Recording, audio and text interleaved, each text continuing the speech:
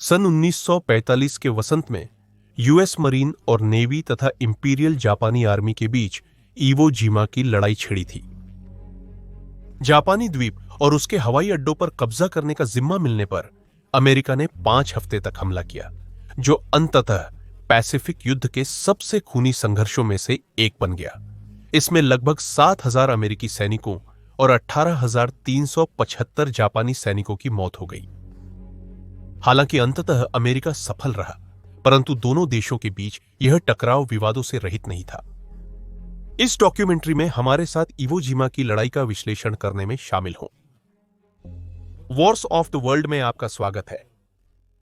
इवो जिमा यह छोटी सी ज्वालामुखी द्वीप, जो टोक्यो से लगभग 745 मील दक्षिण में स्थित है, विभिन्न अमेरिकी सैन्य बलों के कमांडरों के बीच काफी बहस का कारण बनी थी। पैसिफिक ओशन एरियाज के कमांडर एडमिरल चेस्टर निमिट्ज ने सुझाव दिया कि अमेरिका को इस छोटे द्वीप पर कब्जा कर लेना चाहिए। उनका प्रस्ताव था कि यह द्वीप ओकिनावा द्वीप पर एक बड़े हमले की तैयारी के रूप में काम करेगा, जिसे नौसेना कथित तौर पर उत्सुकता से करना चाहती थी। ओकिनावा पर हमला मित्र देशों की आइलैंड हॉपिंग रणनीति का हिस्सा था, जिसमें वे एक द्वीप पर कब्जा करते, सैन्य अड्डा बनाते और अगले द्वीप पर हमला करने टोक्यो की ओर बढ़ते जाते। इवो जिमा जापान और अमेरिकी सेना द्वारा हाल में कब्जाए गए मारियाना द्वीप समूह के बीच सबसे सीधे रास्ते पर था। यूएस आर्मी एयरफोर्स के जनरल हेनरी अर्नोल्ड ने इवो जिमा पर हमला करने का समर्थन किया। उनका कहना था कि वहां का एयरबेस उनके XX बॉम्बर कमांड को सहयोग दे सकता है और जापानी सेना को हटाने से अमेरिकी हमलों में बाधा डालने वाले जापानी फाइटर विमानों को खत्म किया जा सकता है। बाद में इवो जिमा को बॉम्बर्स के समर्थन के लिए एक फाइटर बेस के तौर पर उपयुक्त बताया गया।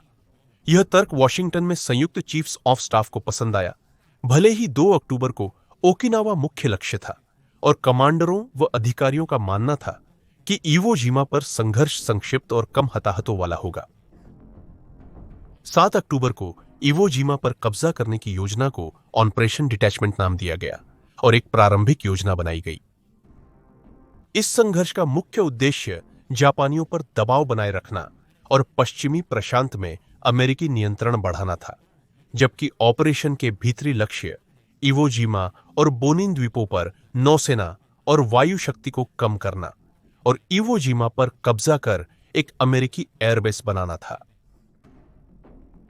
ऑपरेशन डिटैचमेंट को बाद में इतिहास का सबसे क्लासिकल उभयचर हमला के रूप में वर्णित किया गया।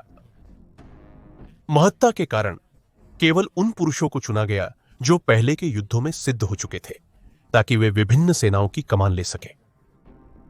ऐसे ही एक कमांडर थे एडमिरल रेमंड स्प्रूअन्स, जो जून 1944 में हुई पिछली फिलीपींस सागर की लड़ाई में शामिल थे। स्प्रूअन्स अपने साथियों के बीच सम्मानित और संकट के समय शांत दिमाग वाले थे। उन्हें उनके शांत स्वभाव के कारण इलेक्ट्रिक ब्रेन कहा जाता था और वे अमेरिकी इतिहास के महानतम एडमिरलों में से एक थे। योजना के पहले चरण में 4वीं और 5वीं मरीन डिवीजनों को पूर्वी समुद्र तटों पर उतरना था, जबकि 3री मरीन डिवीजन भी वहीं उतरकर जरूरत पर समर्थन या रक्षा में मदद करेगी। सैनिकों को फिर उत्तर पूर्व में आगे बढ़कर पूरे द्वीप पर कब्जा करना था। वहीं कुछ 5वीं मरीन डिवीजन के सदस्यों को दक्षिण के माउंट सुरिबाची पर कब्जा करने भेजा जाना था। इसके अतिरिक्त LVT एमट्रैक्स ट्रैक्ड लैंडिंग व्हीकल को भी तट पर उतारना था। ये उभयचर वाहन टैंकों जैसे थे और इनमें 18 सैनिक या 4,500 पाउंड का सामान ले जाया जा सकता था। इवो जिमा की लड़ाई में इन्हें एक निश्चित बिंदु तक आगे बढ़कर अपनी तोपों और मशीन गनों से दुश्मन को दबाए रखना था, ताकि पैदल सैनिकों की सुरक्षा हो सके। जून 1944 में लेफ्टिनेंट जनरल तादामिची कुरिबायाशी ने इवो जिमा की रक्षा का नेतृत्व किया। वे पूरे जापानी साम्राज्य के श्रेष्ठ फील्ड कमांडरों में गिने जाते थे। तब तक जापानियों को पता चल गया था कि कई वजहों से द्वीपों की उनकी रक्षा कमजोर हो चुकी है। द्वितीय विश्व युद्ध के दौरान इंपीरियल जापानी नेवी के संयुक्त बेड़े ने अधिकांश शक्ति खो दी थी। दूसरे, उन्होंने बड़ी संख्या में विमान खो दिए थे और अमेरिकी हवाई हमलों के कारण नए विमानों का उत्पादन बाधित हो रहा था। साथ ही उनके विमानों की सीमा केवल 560 मील थी, जो द्वीपों की रक्षा में सहायता के लिए अपर्याप्त थी, और यदि सीमा अधिक भी होती तो उन विमानों की जरूरत गृह द्वीपों की सुरक्षा के लिए थी। जापानी सेनाओं की दुर्दशा और बढ़ी क्योंकि पिछले युद्धों में अनुभवी पायलटों की भारी क्षति हुई थी और उनकी कमी महसूस हो रही थी। कुरिबायाशी ने अमेरिका को भारी नुकसान पहुंचाने की आशा में सामान्य जापानी रक्षा प्रोटोकॉल का पालन न करने का निर्णय लिया। समुद्र तट पर रक्षा की जगह जर्मनों ने डिफेंस इन डेप्थ नामक सैन्य रणनीति अपनाई।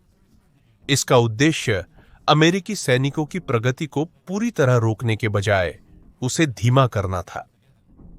यह पद्धति इस प्रवृत्ति पर टिकी है कि समय बीतने पर हमले की तीव्रता घट जाती है या आक्रमणकारी सेना बिखर जाती है। इसके जवाब में रक्षात्मक जवाबी हमले किए जा सकते थे, जो विशेष रूप से दुश्मन की कमजोरियों को निशाना बनाते थे। इस रणनीति का उद्देश्य दुश्मन को थकाकर या मजबूर करके पीछे हटाना होता है। यह द्वीप प्राकृतिक रूप से रक्षा के लिए कुछ अच्छी अड़ और प्रतिरोध देता था। सुप्त ज्वालामुखी छिपे हुए तोपखाने के लिए एक आदर्श स्थान था और खड़ी घाटियां व गहरी दरारें पार करने में कठिन भूभाग बनाती थीं। कुरिबायाशी ने द्वीप पर कब्जा बनाए रखने के लिए इवो जिमा को मजबूत करना और हमले की तैयारी शुरू कर दी। द्वीप पर बड़ी संख्या में सैनिक, सामग्री और संसाधन भेजे गए और सभी नागरिकों को वहां से हटा दिया गया। बख्तरबंद टैंकों को स्थिर तोपखाने के रूप में इस्तेमाल किया गया और कुरिबायाशी ने द्वीप के नीचे सुरंगों और बंकरों का विस्तृत नेटवर्क बनाने का आदेश दिया। इन निर्माण कार्यों और अन्य रक्षा व्यवस्थाओं, जिनमें ब्लॉक हाउस भी शामिल थे, को द्वीप पर ज्वालामुखीय राख की खोज से मदद मिली, जिसे बेहतरीन गुणवत्ता का कंक्रीट बनाने के लिए इस्तेमाल किया जा सकता था, जो पहले इस्तेमाल किए गए कंक्रीट से कहीं बेहतर था। 1944 की गर्मियों में अमेरिका के प्रारंभिक हमले से जापानी सेना को भूमिगत होने के अलावा कुछ हासिल नहीं हुआ। 1944 के दूसरे भाग का अधिकांश समय भूमिगत स्थानों के निर्माण में लगा, जिनमें खनन इंजीनियरों ने सुरंग प्रणाली को सुरक्षित और अच्छी तरह वेंटिलेट रखने के नक्शे तैयार किए। अंततः 25% गैरिसन को सुरंगों और गुफाओं के निर्माण में सहायता करने का काम दिया गया। कुछ सुरंगें छोटी थीं, सिर्फ कुछ आदमी समा सकते थे, लेकिन बड़े कक्ष भी बने जहां 300-400 आदमी रह सकते थे। कई सुरंगों में खाना, गोला बारूद और अन्य सामान भी रखा था, जो लगभग 3 महीने चल सकता था। फंसने से बचाने हेतु कई प्रवेश और निकास द्वार, सीढ़ियां और आपस में जुड़े रास्ते बनाए गए थे। जापानियों ने सभी महत्वपूर्ण रक्षा ठिकानों को जोड़ने के लिए एक विशाल भूमिगत रास्ता बनाने की योजना बनाई थी, लेकिन वे इसे समय पर पूरा नहीं कर पाए। फिर भी वे फरवरी 1945 तक लगभग 11 मील लंबी सुरंगें बनाने में सफल रहे। जापानियों ने सुरंगों और बंकरों की खुदाई के साथ साथ द्वीप पर सैकड़ों छुपे हुए तोपखाने, मशीन गने और स्नाइपर के ठिकाने भी बना दिए थे। भले ही उन्होंने अच्छी तैयारी की थी, परंतु आपूर्ति की कमी ने जापान की रक्षा में बाधा डाली, क्योंकि सैनिकों को एक लड़ाई के लिए आवश्यक गोला बारूद का केवल 60% और खाद्य आपूर्ति भी कुछ महीनों के लिए ही मिली थी।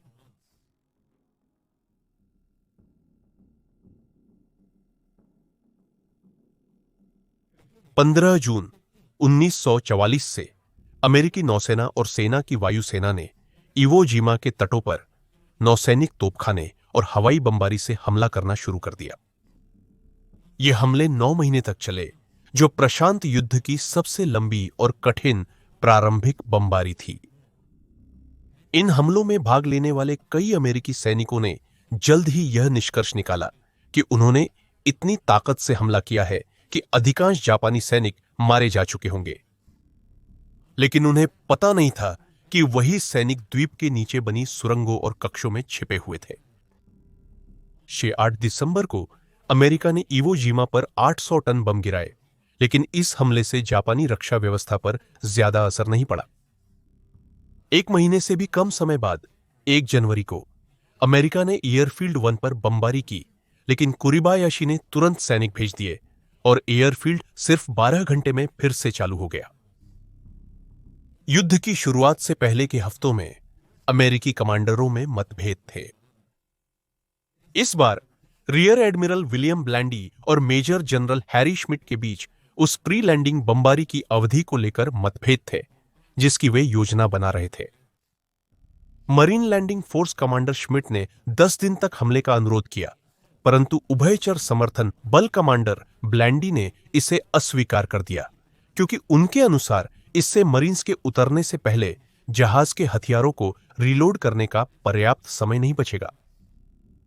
श्मिट ने दिनों की संख्या 10 से घटाकर 9 की, पर ब्लैंडी ने फिर मना कर दिया। उनका मानना था कि 3 दिन की बमबारी पर्याप्त होगी और उन्हें फिर से आपूर्ति करने का समय मिलेगा।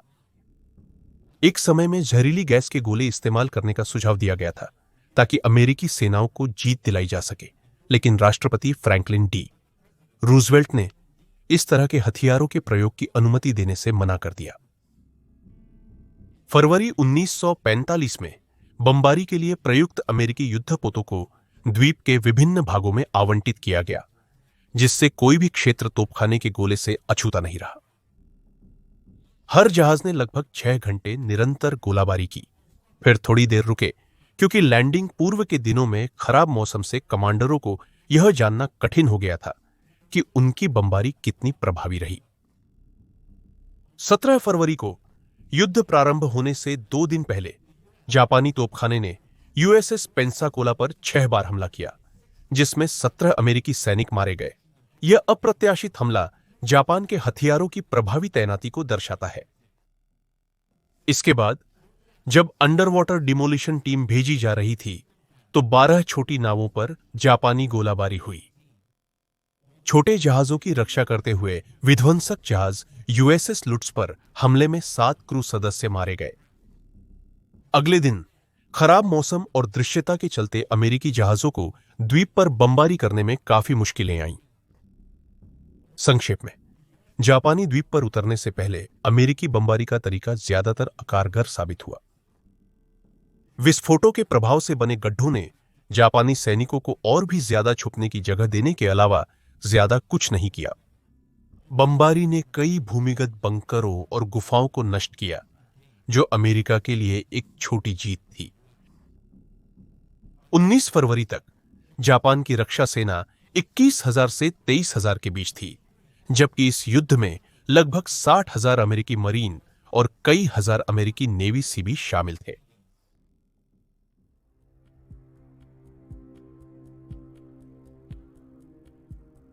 पहली लहर अमेरिकी मरीन की इवो जिमा के तट पर 19 फरवरी 1945 की सुबह लगभग 8:30 बजे पहुंची।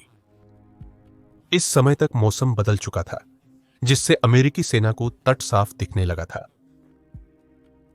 8:59 पर मरीन ने द्वीप के दक्षिण पूर्वी तट के समुद्र तटों पर एक तनावपूर्ण नाव यात्रा के बाद उतरना शुरू किया। जिम नॉर्टन ने याद किया, दयाब कोई भी बात नहीं कर रहा था, भगवान ही जानता था हमारे आगे क्या था। हर 5 लहरों के मरीन के साथ साथ 59 बख्तरबंद एलवीटी एमट्रैक्स भी थे। शुरुआत में मरीन के लिए सब कुछ बहुत आसान लग रहा था, शायद कुछ ज्यादा ही आसान। मरीन को अंदर की ओर आसान बढ़त का वादा किया गया था। जापानियों की ओर से तत्काल सोवियत प्रतिरोध की कमी ने कुछ लोगों को सोचने पर मजबूर किया कि पहले की बमबारी ने दुश्मन को कमजोर कर दिया था। ढीली ज्वालामुखी राख ने द्वीप पर जल्द ही समस्या खड़ी कर दी। सैनिक लगभग 1 फुट गहराई तक उसमें धंस रहे थे और 15 फुट ऊंची खड़ी ढलानों ने अधिकांश एमट्रैक को रोक दिया, जो इतनी तीखी चढ़ाई नहीं चढ़ सकते थे। नरम काली रेत भी रॉकेट दागने वाले वाहनों के लिए एक समस्या साबित हुई, जिससे आखिरकार भीड़भाड़ हो गई, क्योंकि मरीन अगले दल के जलयान से उतरने से पहले क्षेत्र को खाली नहीं कर पाए। वाहन रुक गए और सैनिक आगे बढ़ने की कोशिश करने लगे। द्वीप के किनारे राख के बीच छोड़े गए वाहनों और उपकरणों से भर गए थे, जिन्हें मरीन ने अपना भार कम करने के लिए छोड़ा था। सैनिकों के समुद्र तट पर पहुंचने पर कुरिबायाशी ने अपने सैनिकों को गोलीबारी शुरू करने का संकेत देने के लिए फ्लेयर गन दागी। सुबह 10 बजे के करीब इमोजिमा के किनारों पर मशीन गन और भारी तोपों की गोलाबारी शुरू हुई। नरम राख के कारण फॉक्सहोल बनाना मुश्किल हो गया, जिससे मरीन सैनिकों को गोलियों से बचाने में मदद नहीं मिली। 1 घंटे से कम समय में समुद्र तट का नजारा बुरे सपने जैसा हो गया। कॉर्पोरल चार्ल्स जॉनसन ने कहा, यह बहुत भयानक दृश्य था। समुद्र तट की ओर देखने पर वह धरती पर नरक जैसा लग रहा था। उद्धरण समाप्त। इतिहासकार डेरेक राइट ने भी यह देखा। उद्धरण है, लगभग हर गोले के गड्ढे में कम से कम एक मृत मरीन पड़ा था। उद्धरण समाप्त। पहली लहर के मरीन आगे बढ़े, पहले 1 मील से कम, फिर लगभग 2 मील। सीबीज के प्रयासों से, जो नेवल कंस्ट्रक्शन बटालियन 30 और 133 का हिस्सा थे, जिन्होंने अपने साथियों के लिए रास्ते बुलडोज किए। बाद में जापानी गोलाबारी बंकरों, ब्लॉक हाउस, गड्ढों और जमीन के बिलों से आई, जबकि अंग्रेजी बोलते जापानी सैनिक अमेरिकी नौसेना चिकित्सकों को फंसाने की कोशिश कर रहे थे। अमेरिकी सैनिक एक दूसरे से अलग थलग पड़ गए। वे एकजुट बल के रूप में आगे बढ़ने के बजाय छोटे छोटे समूहों में आगे बढ़ रहे थे, जबकि जापानी सैनिक एक जगह से गोली चलाते, फिर गायब हो जाते और फिर किसी दूसरी जगह से निकलकर और गोलियां चलाते। नौसेना जहाज तट के नजदीक पहुंचकर आसपास की कुछ जापानी फायरिंग पोजीशनों को नष्ट करने लगी, परंतु मरीन सैनिकों की प्रगति छिपी बारूदी सुरंगों, सुदृढ़ बंकरों और प्रच्छन्न तोपों के कारण बाधित हो रही थी। मरीन सैनिकों की मुश्किलें तब और बढ़ गईं जब जापानी सैनिकों ने स्टील के दरवाजे खोलकर फायरिंग की और फिर उन्हें बंद कर दिया ताकि जवाबी फायरिंग से बच सके। इससे माउंट सुरिबाची की भारी तोपों को जल्दी से नष्ट करना असंभव हो गया। साथ ही जापानियों ने द्वीप के नीचे बनाई गई सुरंगों का भी भरपूर उपयोग किया। अमेरिकी सैनिकों द्वारा भेजे गए ग्रेनेड से बंकर और गुफाओं को अक्सर साफ कर दिया जाता था, परंतु जापानी सैनिक सुरक्षित होने पर वापस लौट आते थे। इससे मरीन सैनिक दुश्मन बलों की अचानक वापसी से चौंक जाते थे, जिन्हें वे खत्म कर चुके होने का मानते थे। समुद्र तट पर इंजीनियरों ने मलबे को उड़ाकर बाद में आने वाली मरीन टुकड़ियों के लिए रास्ता बनाया और कुछ सैनिकों ने एमट्रैक्स से भारी उपकरणों को हटाकर M4 शेरमन टैंकों के लिए रास्ता साफ किया। ये वाहन विशेष रूप से उपयोगी थे क्योंकि इन्हें निष्क्रिय करना मुश्किल था और दुश्मन सैनिकों को अक्सर इन पर हमला करते समय खुद को खतरे में डालना पड़ता था। दोपहर के मध्य तक 4 रेजिमेंटल कॉम्बैट टीमों की रिजर्व बटालियनों सहित 2 टैंक बटालियनों को भी इवो जिमा भेजने की तैयारी की जा रही थी ताकि लैंडिंग टीमों की मदद की जा सके। प्रत्येक रिजर्व समूह ने अपने साथ एक आर्टिलरी बटालियन लाया। उस रात कुल लगभग 30,000 सैनिकों को द्वीप पर भेजा गया। बाकी दिन अमेरिकी सैनिकों के लिए कुछ बेहतर था, पर टाइम लाइफ के रिपोर्टर रॉबर्ट शेरॉड ने बाद में उस पहली रात को नरक के एक बुरे सपने जैसा बताया। अमेरिकी विध्वंसकों द्वारा दागे गए रोशनी वाले गोले जापानी सैनिकों को दुश्मनों पर निशाना साधने में मदद कर रहे थे, जबकि चिकित्सा कर्मी बिना गोलीबारी के घायलों की देखभाल करने में जूझ रहे थे। एक चिकित्सा टुकड़ी ने अपने 26 में से 11 लोगों को खो दिया, जबकि दूसरी ने 2 डॉक्टर और 16 कोरमैन खो दिए। दिन के अंत तक लगभग 2400 अमेरिकी सैनिक मारे गए थे। इस संख्या के बावजूद कमांडर आशावादी थे, क्योंकि प्रारंभिक हमला पहले के हमलों जैसे सैपान की लड़ाई की तुलना में अधिक सफल रहा था। इस बीच अमेरिकी सैनिक एक बांझे हमले के लिए तैयार थे, लेकिन कुरिबायाशी ने उन्हें रोक दिया क्योंकि उनके अनुसार यह संसाधनों की बर्बादी थी। अंधेरे का लाभ उठाकर जापानी सैनिकों के छोटे दल खुफिया जानकारी एकत्र कर रहे थे ताकि वे कमजोरियों और फायदेमंद स्थानों की पहचान कर सकें। दिन में सैनिक अपनी रक्षा स्थिति में मरीन के गुजरने का इंतजार करते थे। ये अगली सुबह जापानी सैनिकों पर नौसेना के जहाजों द्वारा लगभग 50 मिनट तक गोलाबारी की गई। इसके बाद वे आगे बढ़ गए। कर्नल हैरी लिवर्सिस के नेतृत्व में 28वां रेजिमेंट माउंट सुरिबाची की ओर बढ़ने का प्रयास कर रही थी, परंतु भारी तोपखाने और टैंक डिस्ट्रॉयर्स के बावजूद पूरे दिन में केवल 600 फीट आगे बढ़ पाई। हालांकि उसी दिन बाद में चौथी डिवीजन लक्ष्य एयरफील्ड 1 तक पहुंचकर जापानियों की पहली मुख्य रक्षा पंक्ति का निरीक्षण करने लगी। कुरिबायाशी को आगे बढ़ने का काम सौंपा गया था, लेकिन उनकी रक्षा पंक्तियों को अकेले संभालना बहुत मुश्किल साबित हुआ। लेफ्टिनेंट कर्नल चैंडलर जॉनसन ने रिपोर्ट किया कि दुश्मन की रक्षा उम्मीद से कहीं अधिक थी और हर 10 फीट पर एक पिल बॉक्स था। मिली हुई सहायता सही थी, परंतु उसने अधिक पिल बॉक्स या गुफाएं नष्ट नहीं की। समूहों को एक एक करके लेना पड़ा, जिसमें काफी नुकसान हुआ। इसी समय कुरिबायाशी ने माउंट सुरिबाची पर रक्षकों को अपने अंतिम निर्देश दिए।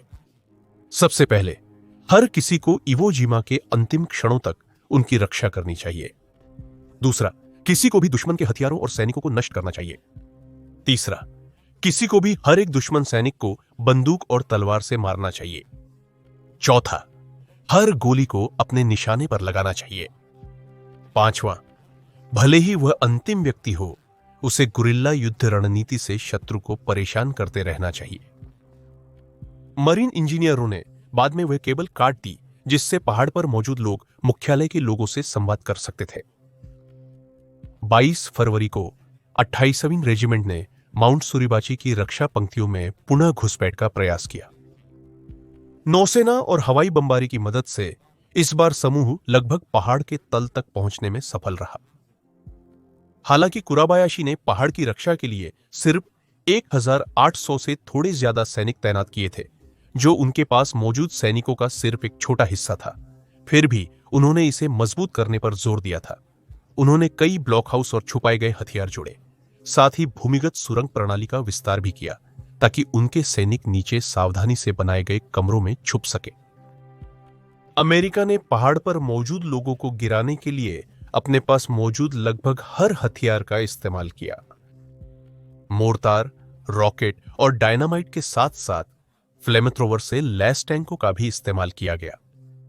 कुछ भी वर्जित नहीं था। भूमिगत गुफाओं और कक्षों में छिपे लोगों को बाहर निकालने के लिए उन क्षेत्रों को समुद्री जल, पेट्रोल और फ्लेमथ्रोवर वाले टैंकों से भर दिया गया।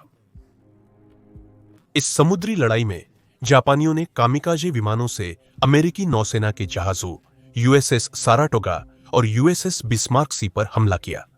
बिस्मार्क सी आग पकड़ गया और आंशिक रूप से विस्फोट हो गया, जिससे 200 नाविकों की मौत हो गई। अमेरिका को एक कठिन लड़ाई की उम्मीद थी, भले ही वे पहाड़ के ऊपर और नीचे के लोगों को अलग करने में सफल हो गए थे। लेकिन जब 2 छोटी राइफल कंपनियों को पहाड़ की चोटी पर भेजा गया तो उन्हें बहुत कम प्रतिरोध का सामना करना पड़ा। बड़े गश्ती दल को भी केवल कुछ ही रक्षक मिले, ज्यादातर स्नाइपर। अधिकांश जापानी सैनिक गुफा प्रणाली के अंदर ही रहे, जहां उनमें से ज्यादातर मारे गए। 23 फरवरी की सुबह 10:20 पर 28वीं मरीन के फर्स्ट लेफ्टिनेंट हैरोल्ड श्रेयर पहाड़ की चोटी पर चढ़े और अमेरिकी झंडा फहराया। हालांकि उसी दिन बाद में इस पहले झंडे को एक बड़े दूसरे झंडे से बदल दिया गया था। इस दूसरे झंडे को फहराने का ऐतिहासिक क्षण जो रोसेंथल द्वारा दर्ज किया गया था, जिन्होंने इवो जिमा पर झंडा फहराने की अपनी प्रसिद्ध तस्वीर में इसे कैद किया। इस तस्वीर को फोटोग्राफी का पुलित्जर पुरस्कार मिला और यह युद्ध की सबसे प्रसिद्ध तस्वीरों में से एक मानी जाती है। पहाड़ पर कब्जा करने में 800 मरीन और 1200 जापानी सैनिक मारे गए। घायल जापानी सैनिकों ने दुश्मन के नजदीक आने पर खुद को ग्रेनेड से उड़ा लिया। यद्यपि ध्वजारोहण से नीचे उपस्थित मरीन का मनोबल ऊंचा हुआ, परंतु युद्ध को अभी कई सप्ताह तक जारी रहना था। उस समय तक इवो कोजिमा द्वीप पर जापानी कब्जे वाली जमीन केवल 8000 फीट रह गई थी। लेकिन एक बार फिर अमेरिकी सैनिकों को इंपीरियल जापानी सेना की महीनों लंबी युद्ध तैयारी का सामना करना पड़ा और उन्हें 320 मिलीमीटर के विशाल स्पिगट मोर्टार का सामना करना पड़ा, जो 700 पाउंड के गोले फेंक सकता था। साथ ही आर्म रॉकेट, तोप और मशीन गन की फायरिंग भी झेलनी पड़ी। जापानी सैनिक सुप्रशिक्षित थे और मौत तक अपनी जगह पर डटे रहने को तैयार थे। द्वीप का उत्तरी हिस्सा और भी सुरक्षित था, जहां माउंट सुरिबाची स्थित था। General Holland Howland mad Smith, जो पूरी कार्रवाई की निगरानी कर रहे थे, जो द्वीप पर आए थे और खुद ने हिंसा को देखा था, बाद में उन्होंने रिपोर्ट किया, यह मरीन कॉर्प्स के इतिहास की सबसे भयंकर और सबसे महंगी लड़ाई थी। कुराबायाशी की कमान में अभी भी लगभग 8 इन्फेंट्री बटालियन, एक टैंक रेजिमेंट, 2 आर्टिलरी और 3 भारी मोर्टार बटालियन थी, जिससे आगे अमेरिका के लिए चुनौतियां बनी रहने वाली थी। जापानी और अमेरिकी सैनिकों को एक दूसरे की मारक क्षमता का सामना करते हुए सड़ती लाशों और मक्खियों की भरमार से भी जूझना पड़ा।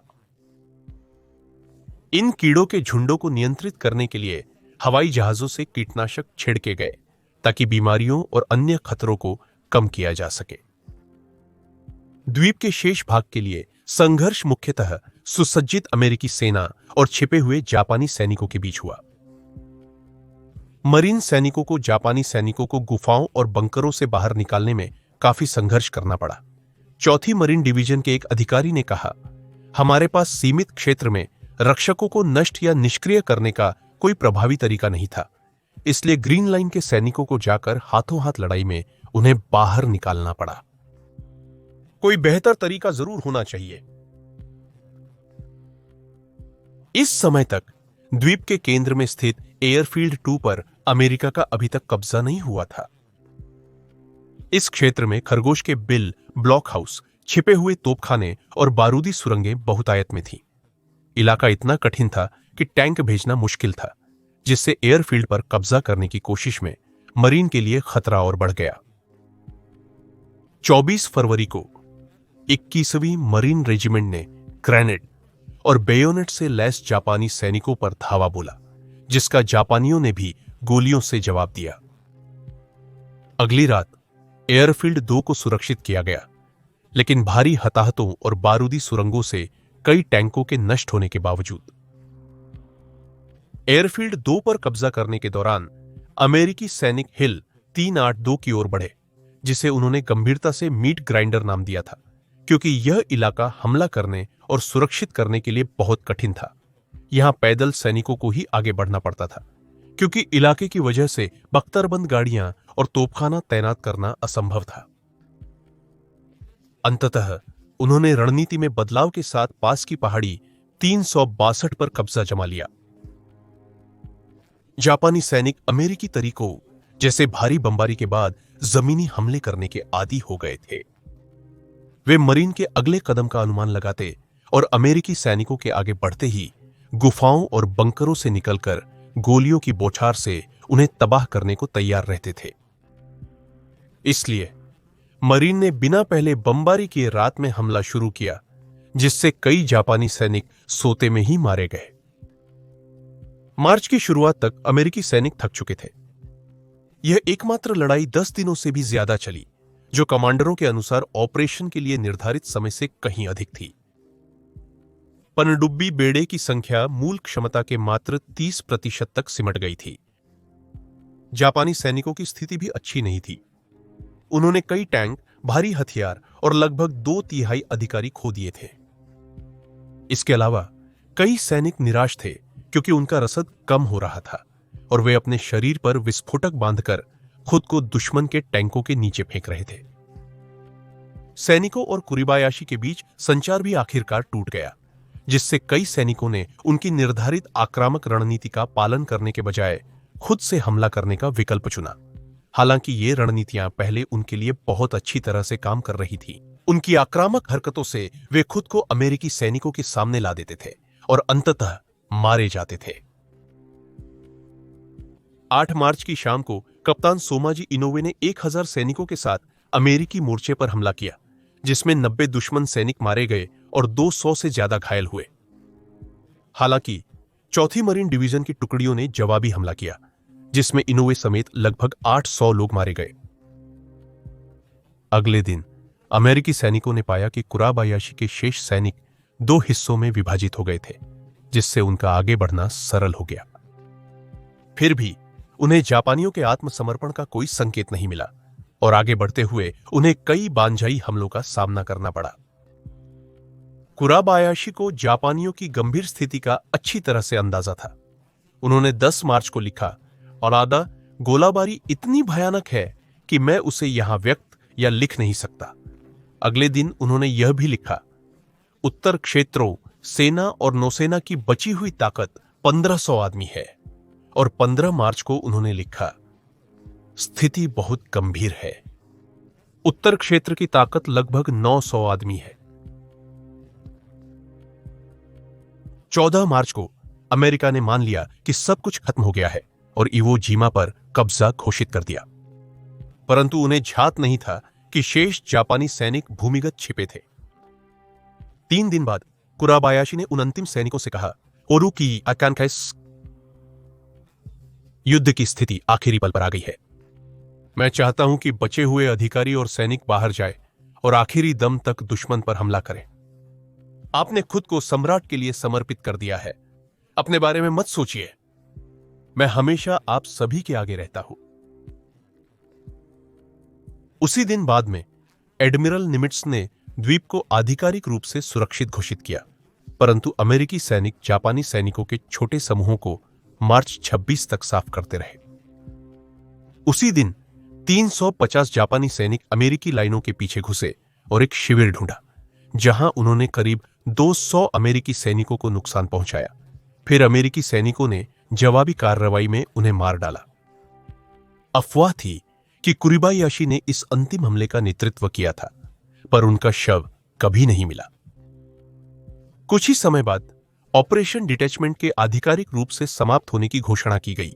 हालांकि इसके बाद भी कुछ हफ्तों तक जापानी सैनिकों को पकड़ा या मारा जाता रहा। संघर्ष में लगभग 1083 इंपीरियल जापानी सैनिक बच गए।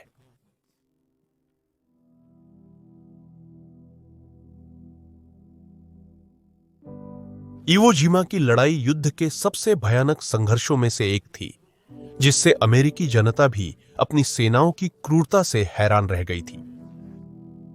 एक समाचार पत्र समूह ने एडमिरल निमिट्स और स्प्रोन्स को हटाने की मांग की।